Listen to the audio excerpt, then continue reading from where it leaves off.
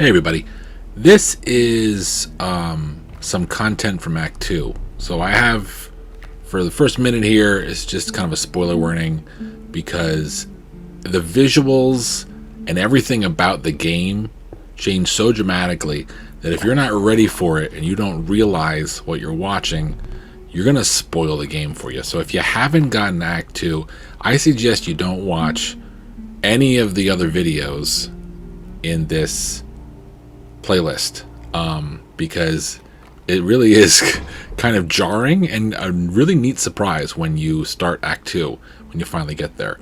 So please avoid watching these videos until you are in need of the information and until you know what is going on in Act 2. That's your warning. Here comes the video. Hey folks, this is the second temple in Act 2. You can choose either this temple or Leshy's temple to go into first, so the order isn't necessarily important, but this is Grimora's temple.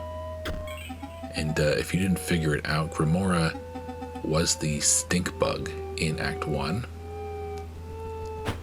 So there are 3 of these skeletons that you're going to need to fight, and you're going to pick up pieces of their epitaphs.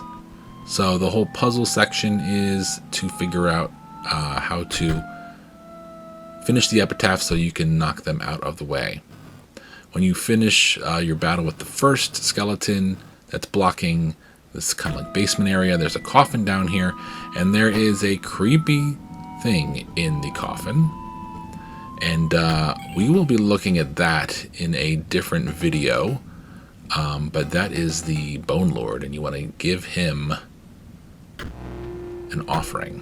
So this, so I didn't capture the first fight, but basically with all these temples, there's 3 minions. You just have to do 3 simple card battles and win 3 of them so that you can go against the boss of the temple.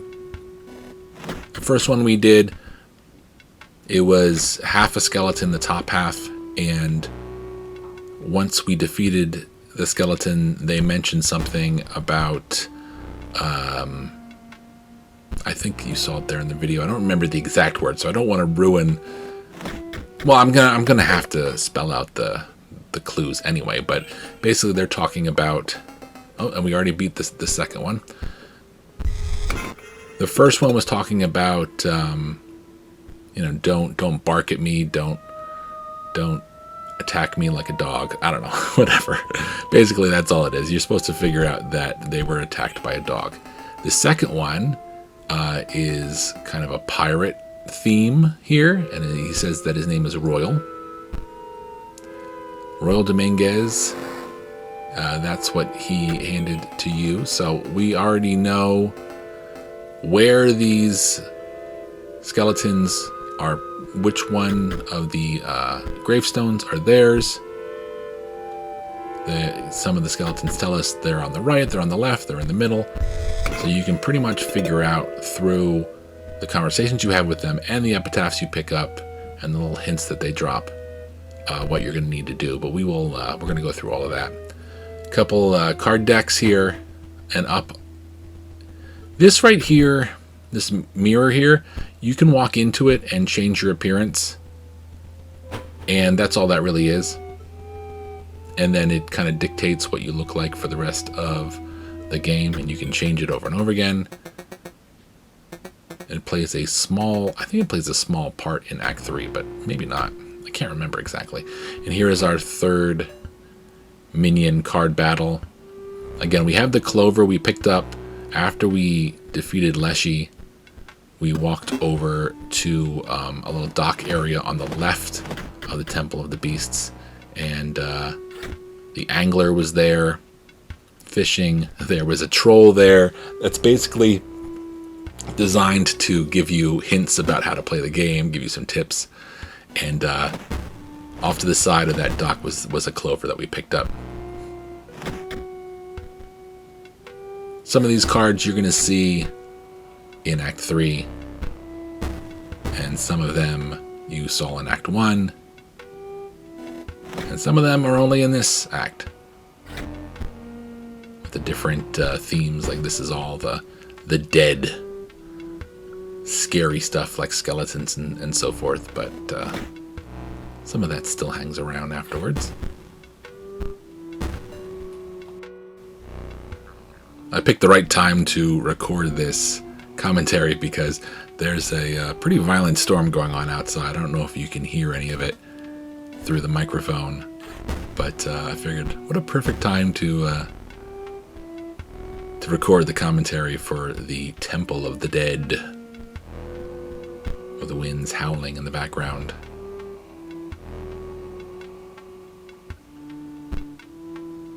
So as you can see, as we picked the Leshy Scribe for our starting deck, we are running into a couple times where we're not going to have enough squirrels to sacrifice, and we're going to have to switch over to using the energy cells. We beat the final skeleton here, who has a piece of ice in their head, which is a pretty good indication of what killed them. And this one's named Casey Hobbs. That's a name you're going to hear once or twice by the time you finish this game. There is, I think, one or two things in this well. I think if you operate this, you'll get a couple things. You gotta... What do we get first? An epitaph, I think, maybe? Yeah, an epitaph that said something about the defibrillator. And we found a special card here. There's only a few cards that don't come randomly in the decks when you buy them. And that might have been one of them. I'm not 100% sure. So now we should have all the epitaph pieces. I'm fairly certain we have all of them.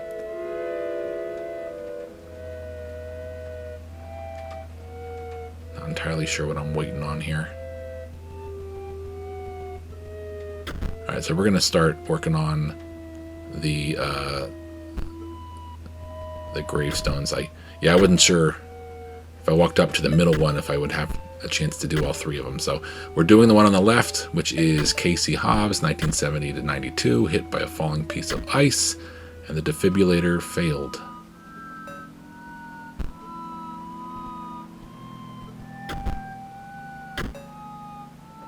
And in the middle we have Sawyer Patel, who was eaten by a hungry dog, and he does not hold a grudge.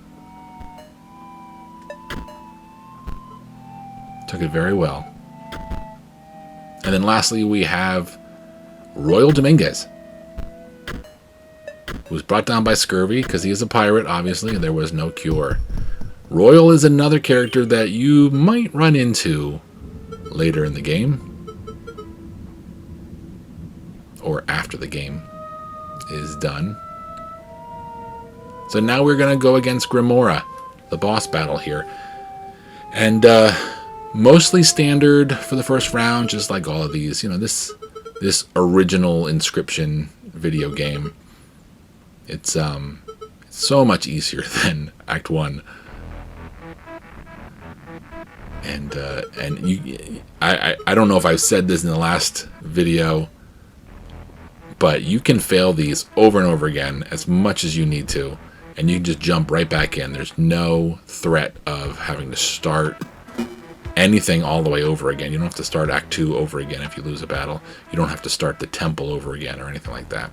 So for the first round, standard, like I said.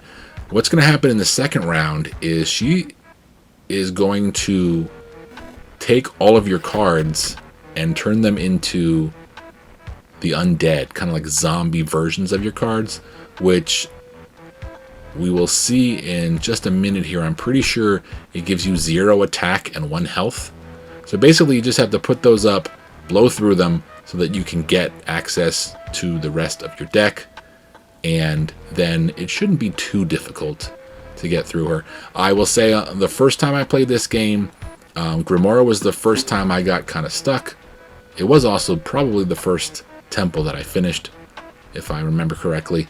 And I lost quite a few times, and the boss kept telling me, you know what, why don't you go get some better cards and then come back and we'll finish this fight. And it's true. If you have the right cards, you can blast through this stuff. I mean, the Mantis God alone, throughout the entire game, Act 1, Act 2, and Casey's mod, if you got the Mantis God, you're pretty much set up to win any hand that you use it with. So we are pretty well set here with the Mantis God and the other items that we're using. So we're going to roll into the second round here in a minute, even though it looks like we're about to lose. Let's keep watching and see what happens.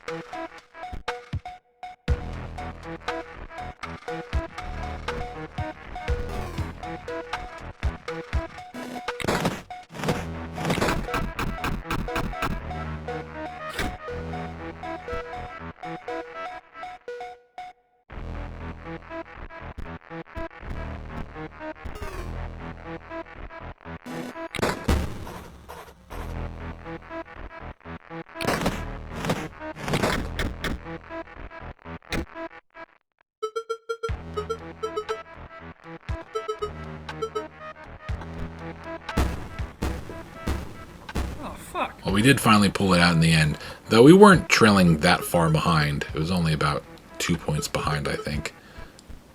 But we did pretty good. But this is what happens. We get all those cards put into our hand, and they are pretty useless.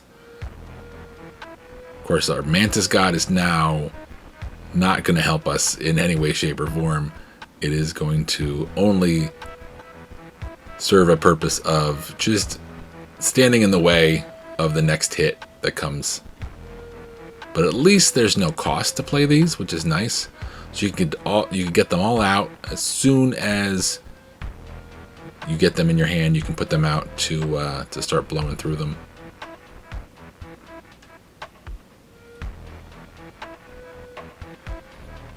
I got a little lost where my cursor was at the moment there, and I was like, "What the heck? Why can't I select the card? Oh, it's all the way up there." That's the thing with this kind of old style of game versus Act 1. It's there's a lot more moving back and forth, and it's a little bit slower of a burn for the gameplay. Great thing is, we can use all 4 of these for sacrifices. Since we have a beast deck, I got the adder up there. Though that wasn't probably the best place I could put the adder, because the adder can kill something instantly. Would have been better to use that against the Bonehound, but of course the Bonehound would have killed us anyway, so it doesn't really matter.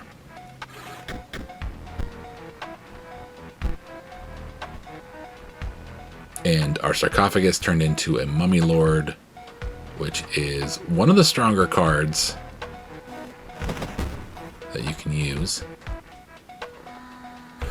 Of course, the Ouroboros is in Act 2, and in I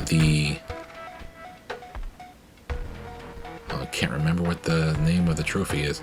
I'm going to be working on a video as soon as I get these other temple videos done that shows all the different ways that you can get 666 hits in one turn. It's called Devil's Play. is the trophy. And one of the ways you can do it is you can get the Ouroboros up to 666. There's about 3 other ways to do it. The Ouroboros, getting the Ouroboros all the way to 666 takes a long time, and there's much faster ways. I'll be showing that in another video, but yeah, there's lots of ways. So look out for the Devil's Play video. So we have beaten Brimora. We've gotten the doomed Necromancer trophy. And we got 2 card packs from her. Pretty standard one. There's the battery low signal. I think we got like 2 other new ones in the other pack. And it goes into just a little episode outside of the game. Hope that helped. Take care.